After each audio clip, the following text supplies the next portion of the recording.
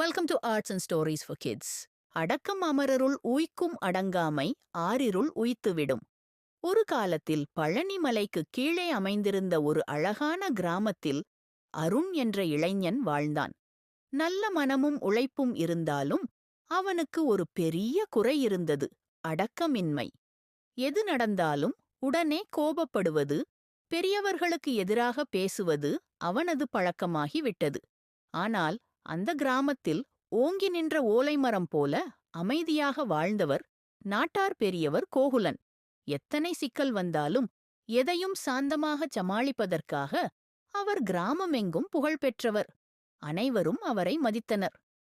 ஒரு நாள் கிராமத்தில் பெரிய விவசாய போட்டி நடந்தது. அருணும் கோகுலனும் இதில் பங்கேற்றனர். அருண் தன் உழைப்பை காட்ட ஆவலாக இருந்தான்.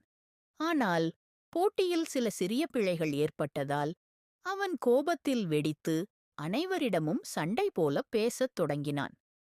கூட்டம் முழுவதும் அவனை பார்த்து மௌனமானது. அதே சமயம் கோகுலனின் விளைச்சலிலும் சின்ன பிழை இருந்தது. ஆனால் அவர் சிரித்துக்கொண்டு, வாழ்க்கையில் தவறுகள் வரலாம், ஆனால் கோபம் வந்தால் நல்லது கூட கெட்டுப்போய்விடும் என்று அமைதியாக கூறினார். அனைவரும் அவர் அடக்கத்தில் அசந்தனர். அந்த நாள் அவர் வெற்றியாளர் என தேர்வு செய்யப்பட்டார். கிராம மக்கள் அனைவரும் கோகுலனின் அடக்கத்தையும் பணிவையும் புகழ்ந்தனர். அந்த புகழ் அன்றிலேயே அல்ல, ஆண்டுகளும் கடந்தும் அழியாத புகழாக இருந்தது. அருண் இதையெல்லாம் பார்த்து உணர்ந்தான். அடக்கம் ஒருவருக்கு அழியாத புகழைக் கொடுக்கும்.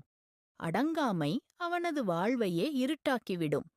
அதுநாள் முதல்தான் மாற்றத்தைத் தொடங்கினான். அவனும் தன்னுடைய கோபத்தை அடக்கி காலப்போக்கில் கிராமத்தில் நல்ல பெயர் பெற்ற இளைஞனாக மாறினான்.